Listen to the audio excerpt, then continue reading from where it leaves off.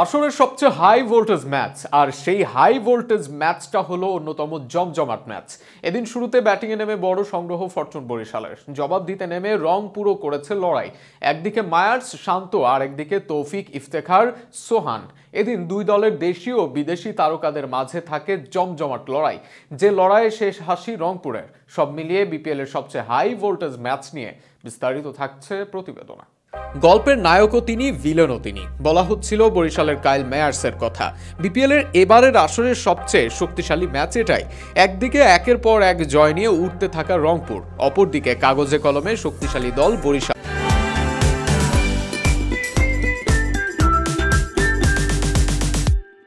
যারা আসরে হেরেছে মাত্র এক ম্যাচ। বিপিএলে তাই দর্শকদের আগ্রহের কেন্দ্রবিন্দুতে ছিল বরিশাল রংপুর ম্যাচ। তারকাবহুল যে দুই দলের ম্যাচ হয়েছেও বেশ জমজমাট। এদিন টসে জিতে বরিশালকে ব্যাটিংয়ে পাঠায় রংপুর। তবে অন্য দিন রান না পেলেও বাংলাদেশ জাতীয় দলের অধিনায়ক শান্ত জ্বলে ওঠেন এদিন। স্পিনে রিভার্স সুইপের সঙ্গে নাহিদের পেজে অসাধারণ সব শটে জ্বলে ওঠেন এদিন। ফলে শুরুর 10 ওভারে 81 রান তোলে বরিশাল, হারায়নি কোনো উইকেট। কামরুল রাব্বির শুরুর বলে আউট হয়ে ফিরে যান শান্ত, আর একই ওভারের শেষ বলে হেলসকে ক্যাচ দিয়ে ফেরেন তামিম। দুজনেই থামেন 40-এর ঘরে। তামিমের 40-এর সঙ্গে শান্ত করেন 41। এরপর তৃতীয় উইকেটে 59 রানের পার্টনারশিপ করেন হৃদয় ও মায়ার্স। 18 বলে 23 করে আকিব জাভেদের বাউন্সারে পরাস্ত হন হৃদয়। অপরদিকে 5-এ নেমে এদিন ইনিংস বড় করতে পারেননি মাহমুদুল্লাহ। সাইফুদ্দিনের স্লো বাউন্সারে তিনি সাইফ হাসানকে ক্যাচ দিয়ে ফিরে যান। তবে এক প্রান্তে থাকেন মায়ার্স, শেষ দিকে ঝড় তোলেন তিনি। তার সাথে আবারও ব্যাটিংয়ে নিজেকে মেলে ধরেন পাকিস্তানি অলরাউন্ডার ফাহিম আশরাফ। দুজনে ষষ্ঠ উইকেটে গড়ে 9 বলে 29 রানের পার্টনারশিপ।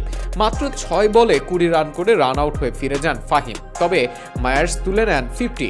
সাইফুদ্দিনের শেষ ওভারে মায়ার্সের ঝোড়ো ব্যাটিংয়ে বরিশাল তোলে 197 রানের বড় সংগ্রহ। 29 বলে 7-6 ও 1-4-এ 61 করেন উইন্ডিজের মায়ার্স। জবাব দিতে নেমে শুরুতেই ফিরে যান অ্যালেক্স হেলস।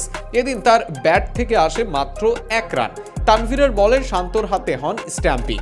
বেশিক্ষণ থাকেননি ইনফর্ম সাইফ, ঝলক দেখানোর ইঙ্গিত দিলেও 19 বলে 22 করে বাউন্ডারিতে ক্যাচ দিয়ে ফেরেন তিনিও। শুরুতে ধীরে হলেও আস্তে আস্তে নিজেকে মেলে ধরতে থাকেন তৌফিক তুষার।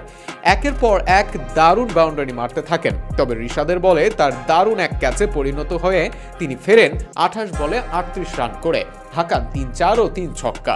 এরপর অবশ্য দুই পাকিস্তানির ব্যাটে ভালোই আশা দেখছিল রংপুর।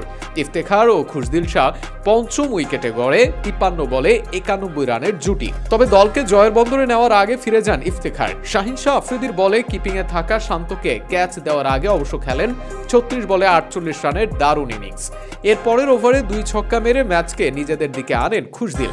এরপর অবস্ট্রাক্ট ফিল্ড হয়ে ফেরেন শেখ মাহিদি। সাইফুদ্দিনও ফিরে যান কোনো রান না করে। সেখান থেকে দেখা যায় নুরুল হাসান সোহানের ম্যাজিক। শেষ ওভারে জয়ের জন্য 26 রান দরকার ছিল রংপুরের। সেখান থেকে শেষ ওভারে কাইল মেয়ার্সের ওভারে 30 রান তোলেন সোহান, আর তাতে অবিশ্বাস্যভাবে